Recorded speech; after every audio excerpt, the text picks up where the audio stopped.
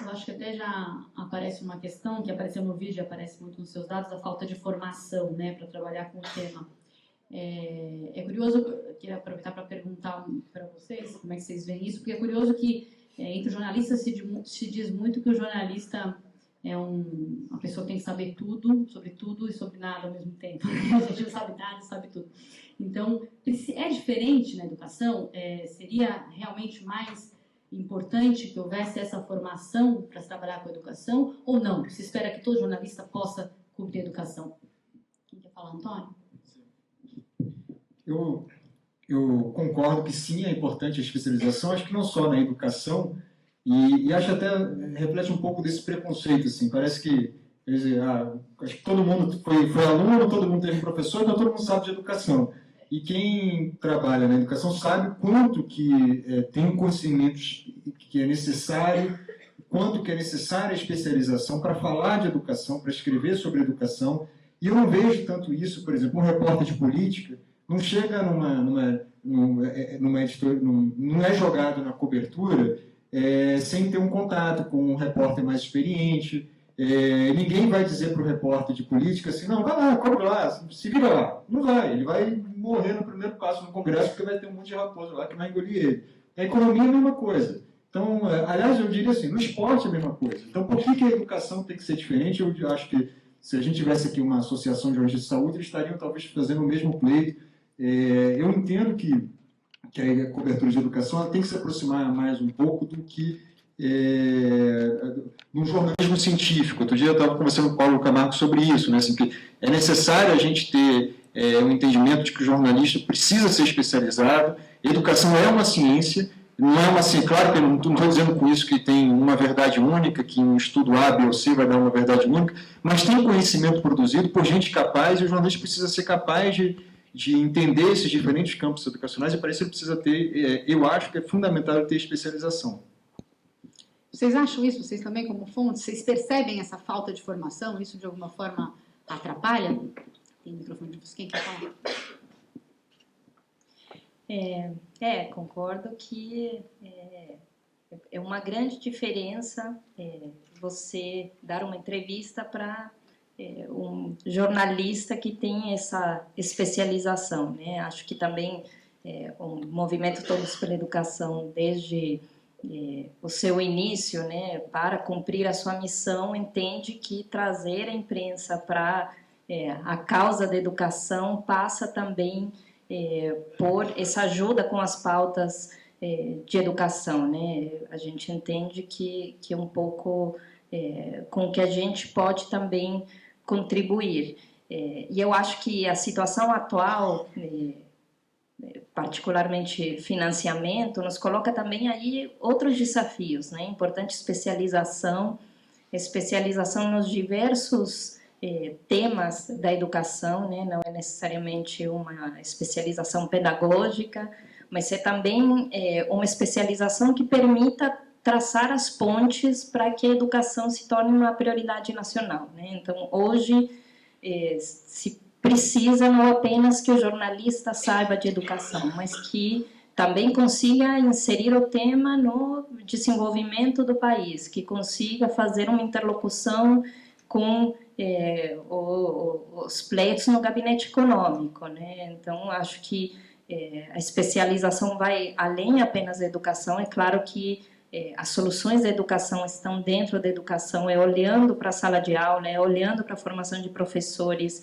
que podem se pensar soluções, mas os ataques à educação podem vir de qualquer lugar, né? Então, é preciso traçar as pontes entre o que é assistência, né, no caso da educação infantil, o que é educação, como que o financiamento da educação ele precisa ser traçado em um orçamento onde você tem pastas que concorrem pelos mesmos recursos, como lidar nesse pleito político, onde a disputa faz parte e aí o desmonte das políticas do governo anterior fazem parte do jogo político. Então, como transitar por todos esses setores e manter a educação no eixo. Hoje a gente tem o Plano Nacional de Educação que nos dá aí esse norte, que é uma política de Estado, e de que forma, no nível da política pública, a educação pode se manter no eixo, seguindo essa trajetória. Falar também, Daniel?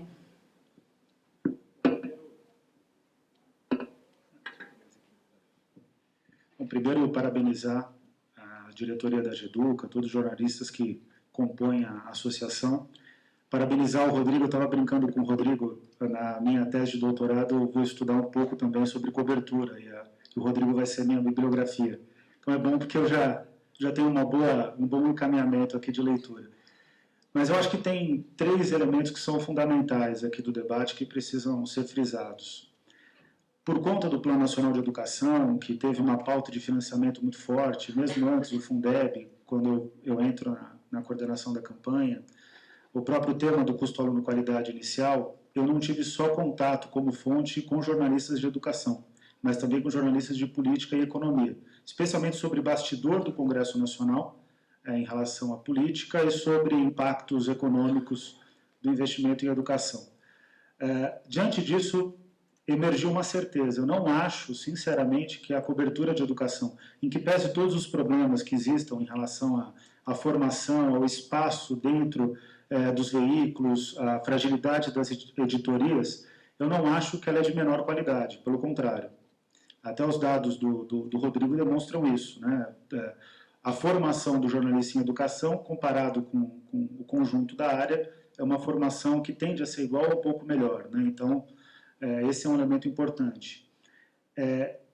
O segundo fator, que eu acho que é um fator estrutural, como toda a cobertura no Brasil, eu coloquei isso até no artigo que foi publicado hoje no site da GEDUCA, a cobertura de educação ela depende muito da fonte. De certa maneira, ela determina políticas públicas, né? Especialmente no âmbito parlamentar, quer dizer, o parlamento ele é muito sensível àquilo que sai na imprensa. Por isso que para nós, né, para a campanha nacional pelo direito à educação, quando a gente luta por mais financiamento, é muito importante conseguir pautar a imprensa. Então, o que acaba acontecendo nessa impossibilidade de apuração? A fonte forma muito o jornalista e forma demasiadamente o jornalista. Então, se tem uma fonte que não é uma fonte que tem informações de fato qualificadas, se fica num nível muito superficial, a matéria acaba ficando superficial e a influência que ela gera sobre o debate público é uma influência negativa no sentido de que o debate público não é debatido, ele não é realizado em profundidade. E o terceiro fator que eu vejo, ainda que não tenha o efeito trepidação, o jornalismo na área de educação ele conseguiu formar bons profissionais ao longo do tempo. Quer dizer, é fácil você identificar 30, 40 bons jornalistas na área de educação. Alguns tiveram que sair. O caso que, para mim, é mais emblemático é o Demetrio Weber, que era do Globo, um excelente jornalista que agora está na Unesco. Mas a realidade é que existe um grupo de jornalistas que é muito sólido e que é muito bom. Esse grupo de jornalistas, inclusive, se propõe a fazer uma associação.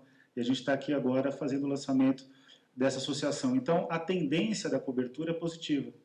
Então, eu fico tranquilo em relação tranquilo pelo fato de existir uma associação em relação ao futuro da cobertura. Eu acho que é uma cobertura que se aprofunda, uma cobertura que tende a se tornar mais significativa, e é uma cobertura que ela é fundamental para fazer que a educação seja uma agenda central dentro do debate público brasileiro. A educação ela é muito mais uma agenda discursiva do que uma agenda aprofundada. Uma agenda que tenha, de fato, elementos que consigam fazer com que as pessoas pensem sobre educação em profundidade. E eu acho que vocês aqui começam esse caminho. Esse caminho não pode ser feito só pela sociedade civil. E tampouco ele consegue ser realizado pelos governos. O Antônio trouxe um dado interessante no vídeo, que ele diz que na época do governo Fernando Henrique Cardoso teve muita cobertura. Nos anos de ouro do lulismo, que é de 2008 até 2012, 2006 a 2012, a cobertura também foi maior. Então, o governo agenda, mas ele sozinho não agenda em qualidade. Então, é importante a associação nesse sentido. Então, em relação aos 3 aspectos que eu coloquei, eu acredito que a GEDUCA ela vai ter essa capacidade de organizar a cobertura na área. Então, nesse sentido, eu acredito que esse encontro e essa própria associação é um encontro promissor e a associação é uma associação promissora.